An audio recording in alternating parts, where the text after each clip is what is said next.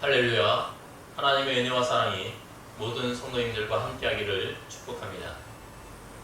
오늘 주일 말씀은 민수기 17장 1절에서 11절 말씀으로 아론의 쌍난 지팡이라는 제목으로 함께 은혜를 나누고자 합니다. 민수기 17장 1절부터 11절 말씀입니다. 함께 말씀 받도록 하겠습니다.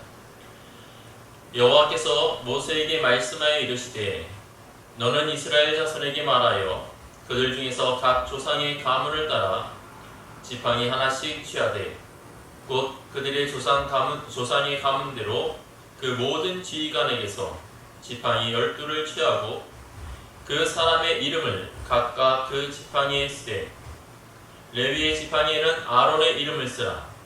이는 그들의 조상의 가문의 각 수령이 지팡이 하나씩 있어야 할 것임이니라. 그 지팡이를 회막 안에서 내가 너희와 만나는 곳인 증거궤 앞에 두라. 내가 택한 자의 지팡이에는 싹이 나리니 이것으로 이스라엘 자손이 너희에게 대하여 원망하는 말을 내 앞에서 그치게 하리라. 모세가 이스라엘 자손에게 말하며 그들의 지휘관들이 각 지파대로 지팡이 하나씩을 그에게 주었으니 그 지팡이가 모두 12이라. 그 중에 아론의 지팡이가 있었더라. 모세가 그 지팡이들을 증거의 장막 안 여호와 앞에 두었더라. 이튿날 모세가 증거의 장막에 들어가 본즉 레위 집을 위하여 낸 아론의 지팡이에 음이 돋고 순이 나고 꽃이 피어서 살구 열매가 열렸더라.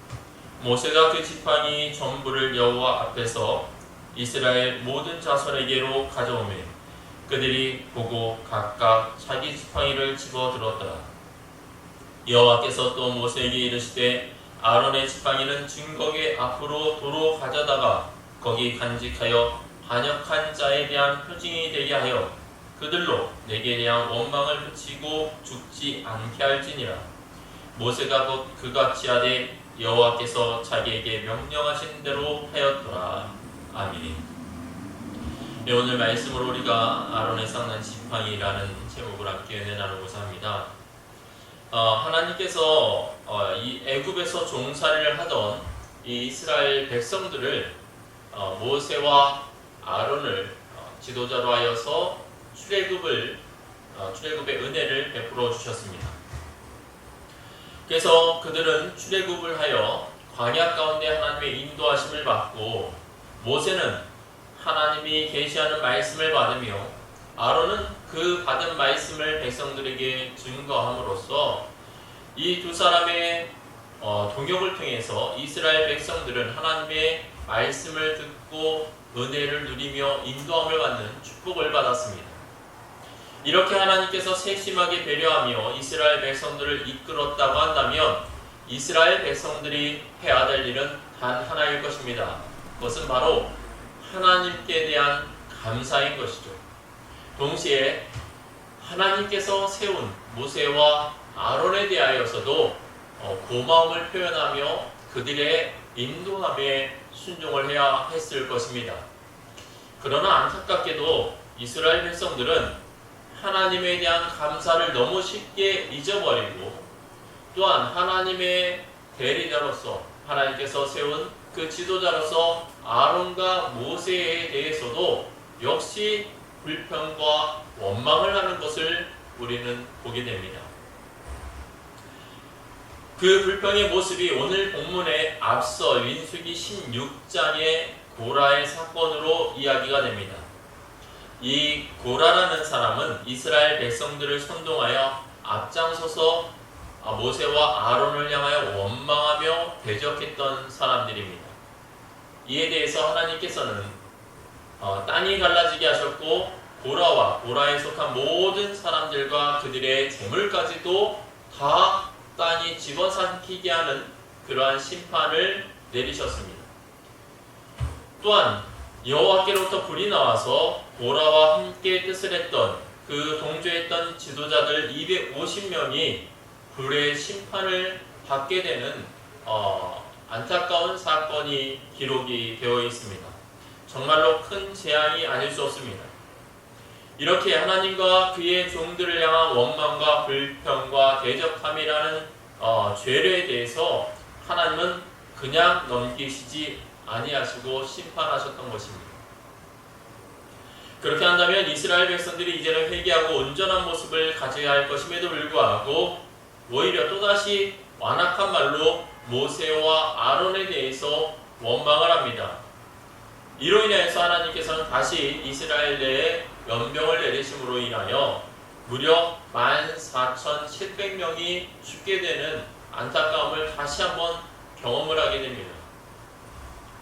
하나님께서 내리신 연병이 그친 후에 하나님께서는 모세에게 이스라엘 각 지파에서 지팡이 하나씩을 취하고 그 지팡이에 각 지파의 우두머리에 이름을 쓴 후 하나님의 언약궤 앞에 두라고 말씀을 하십니다.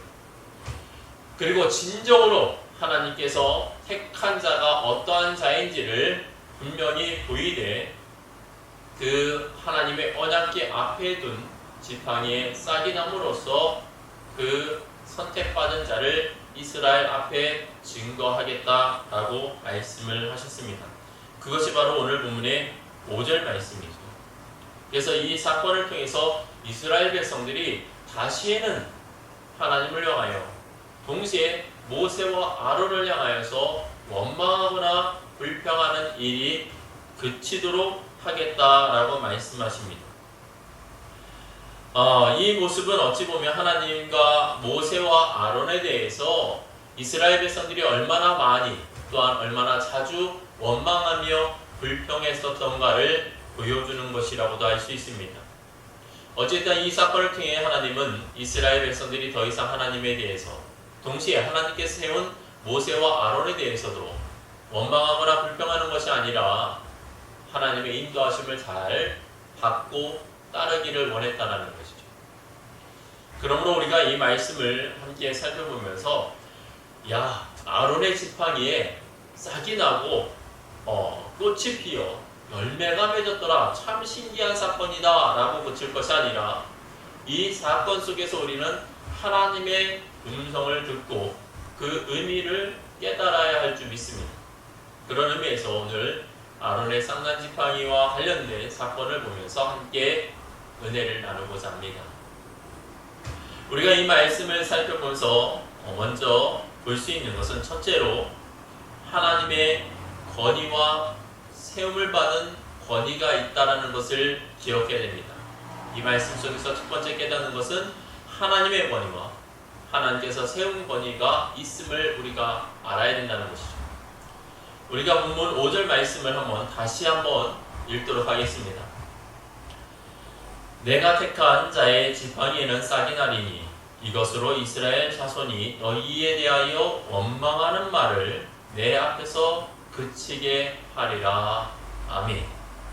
여러분, 이 말씀은 참으로 안타까움이 느껴지는 말씀이기도 합니다. 앞서 말씀드렸듯 이스라엘 백성들이 지금 광야길을 가고 있지만 그들이 광야길을 나서기 전에 어떤 모습이었습니까? 애굽에서 노예 생활을 하며 정말 비참한 인생을 살고 있던 자들이었고 그로 인하여서 하나님을 향하여 울며 통곡하며 부르짖을 수밖에 없는 그러한 삶을 살고 있던 이들이었습니다. 하나님은 그러한 이스라엘 백성들을 긍휼히 여기시고 그들과의 언약을 기억하사 모세를 보내시며 모세와 아론을 통해 출애굽과 함께 동시에 약속의 땅 가나안으로 들이시는 은혜를 베풀기 시작했던 것입니다. 그렇다고 한다면 정말 날마다 하나님을 찬양하고 경배하는 것이 마땅한 일이 아니겠습니까? 그러나 이스라엘 백성들은 그 약속의 땅을 가는 길 가운데 있는 잠시 잠깐의 어려움이나 시련이나 역경을 만나게 되었을 때 언제 그랬냐는 듯 다시 마음을 돌이키고 하나님을 향하여 또한 모세와 아론을 향하여 원망과 불평을 하거나 심지어는 우리가 애굽으로 돌아가자라고까지 하는 그러한 하나님의 은혜를 무시하는 일을 자행했던 것입니다.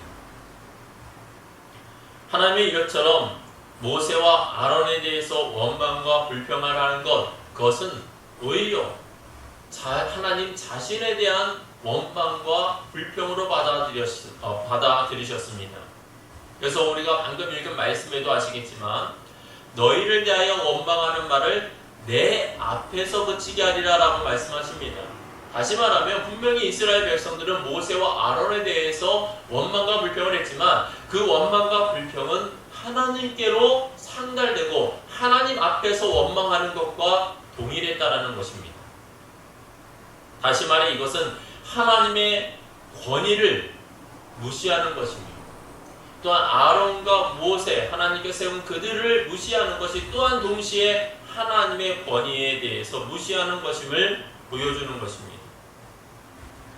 그래서 하나님은 이러한 불평과 원망을 다시는 이스라엘에게 나타나지 않도록 하기 위해서 하나님의 권위를 다시 보이게 되는데 그 사건 가운데 쓰임받은 것이 아론의 쌍난 지팡이라는 것이죠. 여기서 지팡이에는 몇 가지 의미가 있습니다. 여러분 본문에서 사용된 지팡이는 각 지파에서 지도자로 인정받고 있는 이들의 지팡이였습니다. 다시 말해 각 지파에서 권위 있는 자들, 동시에 지금까지 어찌 보면 모세와 아론에 대해서 끊임없이 그들의 권위를 의심하거나 혹은 그들의 권위에 대해서 도전하며 항변했던 이들의 이름이 적힌 지팡이였다라는 것이죠. 그런데 하나님은 이러한 지팡이를 가지고 정말 누가 하나님께서 택함받은 것이냐, 하나님께서 누구를 세우셨는가를 증거하시겠다라고 말씀하십니다. 그리고 이렇게 하는 이유 중에 하나는 바로 이스라엘이 다시금 하나님의 진노와 심판을 받지 않게 하려 합니다라고 말씀하십니다. 다시 말한다면 모세와 아론을 향하여서 원망과 불평을 한 것이 어찌 보면 하나님에 대한 원망과 불평이고, 그리고 그것이 결국 하나님의 진노를 사는 일일 수밖에 없었음을 보여주는 것이죠. 사랑하는 성도님은 우리가 신앙생활하면서 영적 권위를 존중하는 자세가 참으로 필요한 줄 믿습니다. 교회에는 여러 직분이 있습니다. 그러나 이 직분이 세상 직분과 다른 것은 사실 세상에서의 어떠한 직분이나 어떠한 신분을 얻는 것은 마치 계급처럼 여겨집니다. 그래서 상하 관계의 모습을 갖고 있지만 교회에서의 직분은 그렇지 않습니다. 교회에서의 직분은 섬기라고 주는 직분입니다. 교회를 섬기고 성도를 섬기며 오히려 더 낮은 자리로 가는 그 길을 직분자가 행해야 되기에 오히려 직분을 맡겨서 그 일을 감당케 하신 것입니다. 그러나 그렇다고 해서 우리가 당신은 섬기라고 직분을 준 것이니 더 낮아지시오 하면서 우리가 막대한다면 과연 그것이 교회의 지도자로 세움받은 이들을 향한 온전한 반응일까, 온전한 모습일까를 생각해 봐야 하는 것입니다. 어찌 보면 그것은 바른 모습이 될 수 없을 것입니다. 왜냐하면 교회에서 세운 직분은 다시 말해 하나님께서 택하시고 세우신 권위가 있는 직분이기 때문입니다. 비록 낮아지고 섬겨야 되는 것이지만 그 직분 자체만 놓고 본다면 하나님께서 세웠다라는 권위가 인정받았다라는 것입니다. 이러한 원리에 대해서 사도 바울은 디모데전서 5장 17절에 이렇게 권면합니다. 잘 다스리는 장로들은 배나 존경할 자로 알되 말씀과 가르침에 수고하는 이들에게는 더욱 그리할 것이니라. 아멘. 여러분 이 말씀 속에서 무엇입니까? 사실 교회에서 장로님들에 대해서 어떻게 대해야 된다라고 말합니까? 배나 존경해야 될 자로 알아라 라고 말씀합니다. 다른 이들을 존중하는 것보다 더 많은 존경심과 그들에 대한 존엄함을 인정하며 대하라는 것입니다. 그리고 또한 말씀을 가르치는 이의 말씀과 가르침에 수고하는 이들에게는 더욱 그러하라라고 말합니다. 말씀과 가르침에 수고하는 이들이 누구입니까? 바로 지금으로 본다면 목회자로 볼 수가 있는 것입니다. 그래서 우리는 교회에서 이 영적 권위에 대해서 바로 알아야 됩니다. 여러분, 교회에서 장로님과 권사님은 마치 우리 육신의 어버이와 같은 분이신 것입니다. 정말 아비의 심정으로, 어미의 심정으로 성도를 보살피고 섬기는 모습이 있어야 함은 당연한 것이겠지만, 동시에 성도들 역시 이 장로님과 권사님에 대해서 그러한 마음가짐으로써 대해야 된다는 것입니다. 마치 나의 부모님을 존경하듯 섬기고 대하는 것이 바른 자세인 것입니다. 또한 목회자들에 대해서도 마찬가지죠. 목회자들 역시 하나님께서 세운 일꾼입니다. 그렇기에 어찌 보면 성경에서는 목회자에 대해서 어떻게 표현하느냐, 영적 아비다라고 표현합니다. 그러므로 우리가 교회에서 직분을 받은 자, 또한 지도자로 세움을 받은 자들에 대해 우리가 대할 때 그가 나이가 어리다고 혹은 나보다 생활 배경이 약하다 하여서 멸시하거나 천대할 것이 아니라 오히려 교회의 직분 맡은 자들에 대해서는 더 존경하며 높이며 함께 섬기는 모습이 되어야 될 줄 믿습니다. 둘째로 우리가 또한 깨닫는 것은 전능하신 하나님의 기적을 보여주는 사건이 아론의 쌍난 지팡이의 사건이라는 것입니다. 둘째로 전능하신 하나님의 기적을 보여주는 것입니다. 다 함께 8절 말씀을 받겠습니다. 이튿날 모세가 증거의 장막에 들어가 본즉 레위 집을 위하여 낸 아론의 지팡이에 우미 돋고 순이 나고 꽃이 피어서 살구 열매가 열렸더라. 아멘. 하나님께서는 모든 지파의 지도자들이 쓰는 지팡이와 아론의 지팡이를 함께 하나님의 언약궤 앞에 두게 하셨습니다. 그리고 과연 누가 선택받은 자를 드러내시는데, 그것을 알 수 있는 방법으로 지팡이에 싹이 나고 꽃이 피어 결국에 살구 열매까지 맺히게 함으로써 그 지팡이의 주인이 하나님의 택함을 받았다라는 것을 보여주시겠다라는 것입니다. 근데 여러분, 여기서 우리가 생각해야 될 것은 이 지팡이라는 것이 어떠한 재질이라는 것입니다. 여러분 아시겠지만 지팡이는 나무로 되어 있습니다.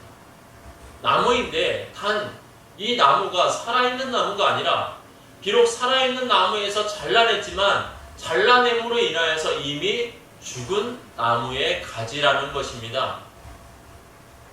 그래서 이처럼 생명력이 없고 어떠한 능력도 나타날 수 없는 생명이 끊어진 지팡이에 오히려 생명의 역사를 불어내어서 싹이 나고 꽃이 피고 열매까지 맺히는 놀라운 기적을 하나님께서 행하셨다는 것이죠. 이를 통해서 하나님의 전능하심이 다시 한번 증거된 것입니다.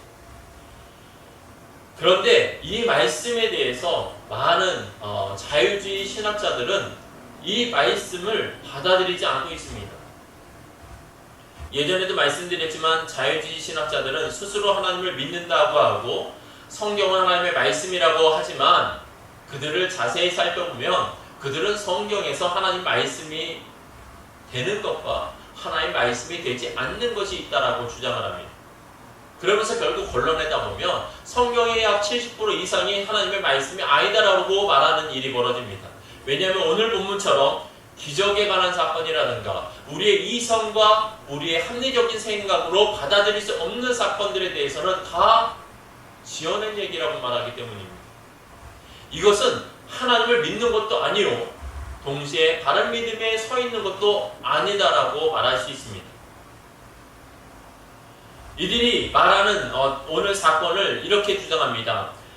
하나님께서 모세에게 명하여서 지팡이를 내라 했을 때 이 아론은 살구나무 가지를 잘라가지고 그것을 자신의 이름을 쓰고 냈다라고 말을 합니다. 그래서 살구나무 그 지팡이가 싹이 나고 꽃이 피고 살구 열매를 맺을 수 있었던 것이다 라고 말합니다. 그런데 이들의 말에도 참 모순이 있습니다.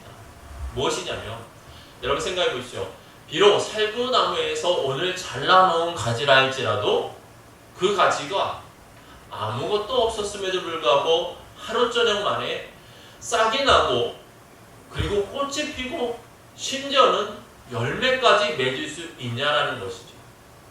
아무리 그들이 주장을 맞다라고 할지라도 이것마저도 설명이 될 수 없다라는 것입니다. 결국 이것도 역시 하나님의 전능하심을 보여주는 증거가 될 수밖에 없는 것이죠. 그렇게 우리는 성경에서 나오는 여러 가지 사건에 대해서 우리가 가져야 될 믿음은 오직 하나님의 말씀이며 이것은 진리이며 이것은 바른 것이다라는 자세를 가져야 될 것입니다. 그리고 우리는 이러한 사건을 통해서 하나님의 전능하심을 다시 한번 인식해야 되는 것이죠. 세상에 많은 사람들이 하나님을 믿지 못합니다. 그러나 그것은 자기의 이성의 굴레의 한계 속에 있기 때문입니다. 쉬운 예로 여러분 옛날 사람들은 지구가 평면이라고 생각을 했습니다. 그래서 저 멀리 지구 끝까지 가다 보면 끝에는 큰 낭떠러지가 분명히 존재하고 그것에서 떨어져 사람은 죽을 수밖에 없다. 그래서 거기까지 가지 말아야 된다라고 말합니다. 예전에는 통상적으로 그렇게 받아들였습니다. 그런데 과연 지구가 평면입니까? 아니죠. 지구는 둥급니다.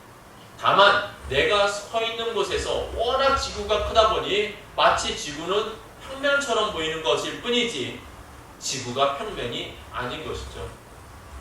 그와 같은 것입니다. 여러분, 우리의 이성과 우리의 생각은 한계가 있을 수밖에 없습니다. 그렇게 하나님의 전능하심을 우리가 성경에서 목격하게 될 때에 그것은 내 이해가 되지 않으니 없었던 일이다라고 말할 것이 아니라 나는 하나님을 믿으니 이 전능하신 하나님이 계시구나라고 깨달으면 될 줄 믿습니다. 그래서 성경에는 사실 많은 기적의 사건들이 기록이 되어 있습니다. 여러분도 아시겠지만 예수님께서 기적을 베푸시는데 성경에는 약 33번의 기적 사건이 기록이 되어 있습니다. 그러면서 동시에 말씀하시길 이 외에도 많은 기적을 베푸셨다라고 말씀을 하고 있습니다. 그뿐만이 아니죠. 하나님의 기적의 통로로 쓰임받은 사람도 많습니다. 여러분, 여호수아는 7번의 기적의 사건 속에서 쓰임을 받게 됐고요. 엘리야도 7번의 기적을 행하는 것을 볼 수 있습니다. 그리고 엘리사는 14번의 기적 사건에 쓰임을 받았고 오늘 본문의 모세는 39번의 기적의 사건에 쓰임을 받았습니다. 그런데 여기서 중요한 것은 하나님의 기적의 전능하심의 기적의 사건의 핵심에는 믿음이 있었다는 것이죠. 그래서 믿음이 역사하는 곳에 하나님은 전능하심을 언제든 보여주셨고 언제든 기적을 행하셨습니다. 그러나 믿음이 없는 곳에서는 그 은혜를 베푸지 않으셨습니다. 일례로 예수님께서도 자기 고향에서는 기적을 많이 행하지 않으셨다라고 말합니다. 그 이유에 대해서 마태복음 13장 58절에 이렇게 말합니다. 그들이 믿지 않음으로 말미암아 거기서 많은 능력을 행하지 아니하시니라. 아멘. 예수님께서 능력을 행하시긴 행하셨지만 많이 행하지 않은 이유가 무엇이다? 믿지 않았기 때문이다 라는 말입니다. 사랑하는 성도 여러분, 하나님은 전능하시며 지금도 기적을 베푸는 분이심을 믿으시기를 축원합니다. 다만 그 기적을 우리가 경험하고 더 나아가 우리가 기적의 통로가 되기를 원한다면 우리가 꼭 가져야 될 자세가 있는데 그것은 바로 믿음인 것이죠. 앞서 모세를 생각해 봤지만 모세는 항상 절대적인 믿음이 있었죠. 그 예로 홍해 사건을 볼 수 있습니다. 여러분, 홍해 이스라엘 백성들을 이끌고 나왔습니다. 그런데 앞에는 홍해가 기다립니다. 뒤에서는 애굽의 군대가 이스라엘 백성들을 죽이고 잡아가기 위해서 다시 달려오고 있습니다. 그런 상황 속에 이스라엘 백성들은 통곡하며 모세와 아론을 원망했습니다. 그런데 그때 모세는 어떡합니까? 하나님께 엎드려 기도하는 것입니다. 그때 하나님께서 모세에게 응답하시죠. 왜 이러고 있냐는 것입니다. 그러면서 말씀하시기를 지팡이를 들고 손을 바다 위로 내밀어 그것을 갈라지게 해라. 이스라엘 백성들이 이전에 보지 못했던 마른 땅을 행하며 갈 것이다 라고 말씀하신 것입니다. 여러분, 하나님은 모세에게 내가 들고 있는 지팡이를 들고 바다 위를 내밀면 그 길이 나타날 거다. 바다가 갈라질 거다 라고 말씀하십니다. 그런데 여러분, 이성적으로 이것이 합리적입니까? 바다가 갈라진다. 그리고 길이 나서 이스라엘 백성들이 건너갈 수가 있다. 이것은 참으로 믿기 어려운 일입니다. 그런데 모세는 무엇을 선택합니까? 믿음으로 하나님의 말씀을 선택합니다. 그래서 정말 하나님의 지팡이를 들고 바다를 향해 손을 내밀자 놀라운 역사가 벌어집니다.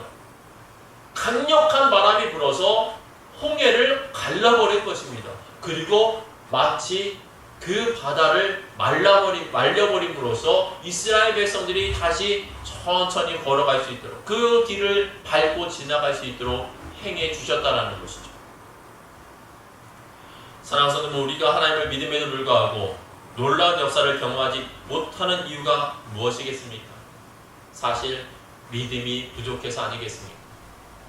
많은 성도들이 하나님을 믿는다 말하고 하나님께 대하여 기도합니다. 하나님 믿습니다. 하나님 그렇게 될 줄 믿습니다. 아멘 하면서 기도합니다. 근데 그렇게 열정적으로 믿음으로 기도했던 분들이 그 기도의 자리에서 일어날 때 혹은 기도하고 나서 교회 문을 향해 나아갈 때 뭐라고 말합니까? 무엇을 생각합니까? 정말 될까? 정말 그럴 수 있을까? 이게 내게 이루어질까? 이런 무엇입니까? 믿는다고 말은 했지만 우리의 마음 가운데 우리의 생각으로는 믿지 못하는 일이 벌어지는 것입니다. 그렇게 어찌 보면 응답이 이루어지지 못한다는 것이죠. 그래서 야고보 기자는 야고보서 1장 6절에서 7절에 이렇게 말합니다.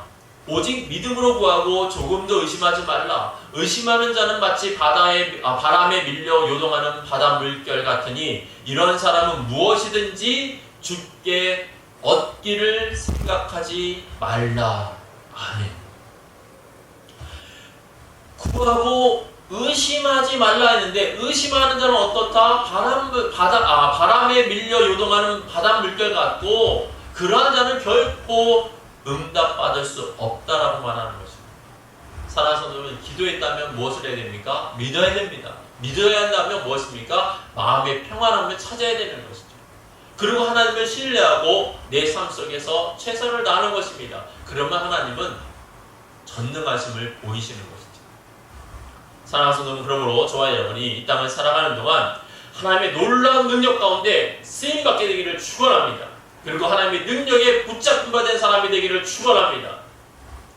그래서 우리가 믿음을 통해 이러한 은혜를 누리고 믿음을 통해 하나님의 기적과 능력을 경험하는 복된 삶이 될 수 있기를 주의 이름으로 축원합니다.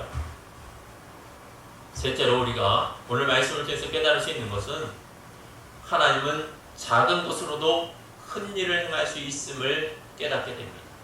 작은 것으로도 큰 일을 행하십니다. 오늘 보면 10절 말씀을 함께 하겠습니다. 여호와께서 또 모세에게 이르시되 아론의 지팡이는 증거계 앞으로 도로 가져다가 거기 간직하여 패역한 자에 대한 표징이 되게 하여 그들로 내게 대한 원망을 그치고 죽지 아니하게 할지니라. 아멘. 여러분, 하나님께서는 명하시기를 아론의 쌍난 지팡이를 다시 여호와의 궤 앞에 놓으라는 것입니다. 왜냐? 이것을 통해서 증거가 되게 하는데 어떤 증거요? 패역한 자들에 대한 표징이 되게 하겠다.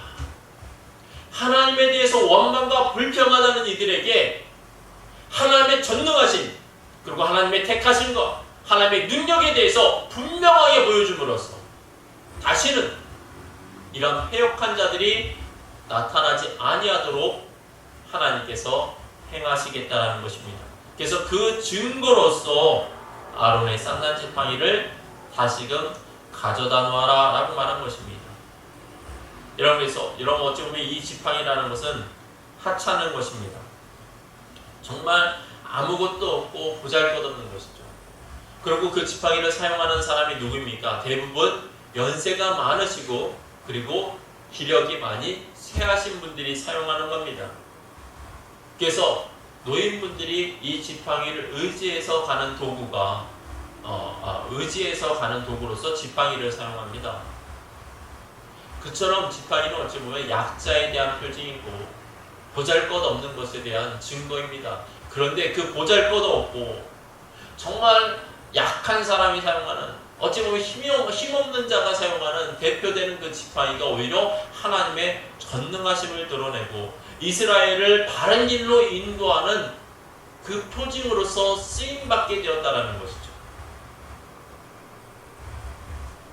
그래서 이 지팡이를 통해서 우리가 깨달아야 할 것은 나 자신만 보지 말고 나를 쓰시는 하나님을 바라보라는 것입니다. 여러분, 나 자신만 보면 어떻습니까? 우리는 사실 보잘것없습니다. 우리는 너무나도 약합니다. 어찌 보면 다른 사람과 나를 비교할 때 나는 가진 것이 없고 배운 것이 부족하여 정말 자괴감이 들 수 있는 그러한 생각도 가질 수 있습니다. 그러나 나만 보는 것이 아니라 비록 나는 연약하고 나는 비록 부족하고 나는 가진 것이 없지만 나를 사용하시는 하나님, 나를 쓰시는 하나님을 본다면 어떻습니까? 그 전능하신 하나님께서 나를 들어 쓰시면 하나님의 영광이 나타나는 줄 믿으시기를 축원합니다. 그 전능하신 하나님이 우리의 가정을 들어 사용하시면 세상의 그 어떤 가정보다도 하나님의 존귀하심과 영광을 나타내며 하나님의 아름다운 가정으로서 많은 사람들에게 덕이 되는 역사가 있을 줄 믿으시기를 축원합니다. 그렇게 우리가 가져야 될 생각은 다른 것이 아니라 나의 연약함 가운데, 나의 부족함 가운데 나와 함께 하시는 하나님을 바라볼 줄 아는 믿음이 필요한 것입니다. 우리가 어떤 하나님의 영광을 돌릴 때, 아니면 하나님께 어떠한 큰 은혜를 고백하고 또한 교회에서 크게 쓰임받고자 할 때 우리는 그런 생각을 합니다. 좀 가진 게 있고 좀 넉넉하고 배운 것이 있는 사람들, 그러한 사람들이 하나님께 쓰임받고 하나님의 영광을 나타낼 수 있지라고 생각합니다. 그러나 아닙니다. 우리가 정말 하나님의 영광을 나타내는 비결이 있습니다. 그것을 가르쳐 드리겠습니다. 그것은 다름 아니라 내가 하나님의 영광의 은혜를 덧입으면 됩니다. 우리가 어떤 능력이 있어서 내가 가진 것이 있었기 때문에 하나님께 영광 돌릴 수 있는 것이 아닙니다. 우리는 부족하고 연약할지라도 얼마든지 하나님의 영광을 나타낼 수가 있습니다. 다만 그때 영광을 나타내는 것은 내가 가진 것이 아니라 하나님의 영광이 나에게 임재하고 나에게 임재한 그 영광이 밖으로 드러나면서 하나님의 영광은 정말로 나타나는 것입니다. 아주 간단한 예를 드릴까요? 여러분, 우리가 밤하늘에 떠있는 달을 생각해 보시기 바랍니다. 캄캄한 밤이죠, 원래. 캄캄해서 아무것도 보이지 않아야 될 밤이지만 우리가 밤일지라도 물건을 식별할 수가 있게 됩니다. 그때는 어느 때입니까? 달이 떠있을 때죠. 그래서 우리가 시골을 가면, 도시에는 워낙 전기불들이 많아서 그걸 잘 경험하지 못하지만 지금도 좀 산골 외진 시골에 가면요, 가로등이나 그런 것이 없기 때문에 밤에는 정말 엄청나게 깜깜합니다. 그런데 그때도 우리가 길을 구분하고 사물을 구별할 수 있는데 그것은 오직 뭡니까? 달빛을 의존해 있기 때문입니다. 달이 빛을 비춰서 그 어두운 가운데 사물을 식별할 수 있는 것이죠. 그런데 여러분, 달은 스스로 빛을 낼 수 없다는 사실을 아십니까? 달은 결코 달 스스로 빛을 못 냅니다. 그럼에도 불구하고 달빛이 환하게 지구를 비춰줍니다, 밤에. 왜 그렇게 낼 수 있는가? 태양 때문입니다. 우리가 낮에 볼 수 있는 이 태양, 우리를 환하게 비춰주는 이 태양이 우리가 밤일 때는 지구의 반대편에 있는 것이죠. 그래서 반대편에 있기 때문에 지구 반대 방향에 있는 우리가 사는 밤의 시간에는 깜깜하게 됩니다. 그런데 그때 무엇이 있냐면 지구를 도는 달이 있죠. 달이 이 태양빛을 받습니다. 태양빛을 받아서 어떻게 합니까? 반사를 시키는 겁니다. 지구로 다시. 그래서 달이 환하게 보이는 것이죠. 마치 우리가 하나님께 영광 돌리는 비결이 그와 같다는 것입니다. 우리 스스로는 아무것도 아닐 수 있어요. 우리 스스로는 아무것도 못할 수도 있습니다. 그러나 하나님의 임재가 임하고 하나님의 영광이 나에게 임하고 하나님의 은혜가 충만해지면 우리는 얼마든지 하나님께 영광 돌릴 수 있는 삶이 되어진다는 것입니다. 내가 가져서가 아니라 하나님의 영광이 임하였기 때문에 그 영광의 빛이 드러나는 것이죠. 이런 모세를 보시면 압니다. 이런 모세가 시내산에 올라서 하나님과 대면하며 하나님과 함께 했습니다. 그리고 모세가 내려왔더니 모든 이스라엘 백성들이 모세를 보는 순간 두려워했습니다. 왜 그런 일이 벌어졌느냐? 모세 얼굴에서 광채가 났기 때문이라. 여러분, 그 광채는 모세에게 나타나는 것이 아니죠. 만약에 모세 자체적으로 나타난 것이라고 한다면 어때요? 모세가 살아생전에 그 누구도 모세를 쳐다볼 수 없습니다. 그런데 일시적인 현상으로서 그 광채에 빛이 났는데 왜 그렇습니까? 그 전에 하나님과 깊은 만남이 있었고 교제가 있었기 때문에 하나님의 영광의 빛이 모세에게 비치다 보니까, 그리고 돌아간 이스라엘 진영으로 돌아온 이 모세로부터도 그 광채 빛이 여전히 남아 있었다는 것이죠. 마찬가지입니다. 우리가 하나님과 깊은 교제의 삶, 하나님과 함께하는 삶, 주님과 동행하는 삶을 살다 보면 자연스럽게 우리의 삶을 통해 하나님께 영광이 되어지는 모습이 나타나게 될 것입니다. 그러므로 사랑하는 성도 여러분, 내게 가진 것이 없다고 했습니다.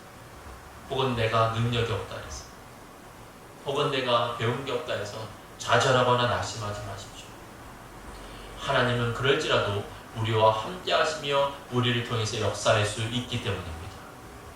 그러므로 저와 여러분이 보잘것없는 나에게도 하나님이 임하면, 하나님의 영광의 광채가 비춰지면 나 역시 아름답게 영광스럽게 쓰임받을 수 있다는 사실을 믿고 늘 하나님과 동행하는 축복의 삶이 될 수 있기를 주의 이름으로 축원합니다.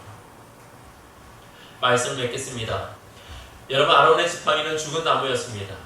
그런데 그 죽은 나무에서 하나님은 우미 돋고 싹이 나며 꽃이 피고 열매가 맺는 역사를 나타내셨습니다. 이 사건은 우리에게 귀한 의미를 줍니다. 첫째로는 무엇입니까? 하나님께서 하나님의 권위가 있고 또 하나님의 세우신 권위가 있음을 깨닫게 합니다. 그래서 이 사건이 이루어진 배경은 사실 이스라엘 백성들의 반역 때문이죠. 모세와 아론을 자꾸 그 권위를 무시하고 새롭게 그들 내에서 어떤 권위를 주장하다 보니까 하나님은 하나님이 세운 권위가 무엇인지를 보여주기 위해서 이 사건을 보여주셨습니다. 그리고 결국 모세와 아론을 향해 원망하는 것은 곧 하나님께 원망하는 것임을 보여주셨습니다. 그렇게 우리는 하나님은 권위가 있으신 분이시고 또한 하나님께서 세운 지도자들 역시 하나님의 권위 가운데 세움받았다는 것을 우리가 먼저는 깨달아야 될 것입니다. 그리고 두 번째로 우리는 또한 하나님의 놀라운 기적의 역사를 보게 됩니다. 여러분, 하나님은 전능하신 분이시며 지금도 살아 역사하시는 분입니다. 구약의 역사하신 하나님은 지금도 살아계십니다. 믿으시길 축원합니다. 그렇다고 한다면 우리가 가져야 될 마음가짐은 그분의 전능하심이 지금도 여전하다는 것입니다. 그러므로 우리가 삶에 어려움이 있을 때, 역경이 있을 때 여러분 낙심할 것이 아니라 우리의 삶에도 기적을 베푸실 수 있는 그 하나님을 믿고 신뢰하고 의지하는 것임을 믿으시기를 바랍니다. 그리고 마지막으로 우리가 깨달아야 될 것은 보잘것없는 것도 하나님의 손에 들리면 귀하게 쓰임받을 수 있다는 것입니다. 지팡이 너무나 보잘것없는 겁니다. 그러나 하나님은 그 지팡이를 통해서 놀라운 역사를 행하셨습니다. 나 역시 마찬가지입니다. 우리는 부족합니다. 연약합니다. 가진 것이 없습니다. 배운 것이 부족할 수 있습니다. 그러나 하나님이 나와 함께 하시고 내가 하나님과 동행하며 그 하나님의 영광의 광채가 나에게 충만히 임한다면 우리 역시 모든 사람들에게 영광의 광채를 비출 수 있을 줄 믿습니다. 그리고 하나님의 아름다운 쓰임을 받게 될 줄 믿습니다. 그러므로 저와 여러분이 그러한 믿음의 삶을 살아감으로써 하나님 앞에서 아름답게 쓰임받게 되기를 주의 이름으로 축원합니다. 우리 오늘 말씀을 생각하며 함께 기도하도록 하겠습니다. 하나님 아버지, 오늘 말씀인 아론의 쌍난 지팡이를 통하여 귀한 은혜를 주시니 감사합니다. 우리가 믿음의 사람으로서 가져야 될 자세는 하나님의 권위를 인정하는 것임을 깨닫습니다. 지금까지 마치 내 삶이 내 것이냐 생각했던 모습을 내려놓게 하시고 이제는 하나님의 권위를 인정하며 살게 하여 주시옵시되 특별히 교회에서도 하나님께서 해오신 영적 권위를 깨닫고 온전히 따르는 믿음의 삶이 되게 하여 주시옵소서. 그리고 하나님의 기적은 지금도 함께함을 믿고 사는 삶이 되길 원합니다. 하나님은 예나 지금이나 동일하게 역사하십니다. 전능하신 하나님, 영존하시는 하나님을 온전히 믿음으로써 우리의 삶에 임하는 어려움을 능히 극복하는 자 되게 하여 주시옵소서.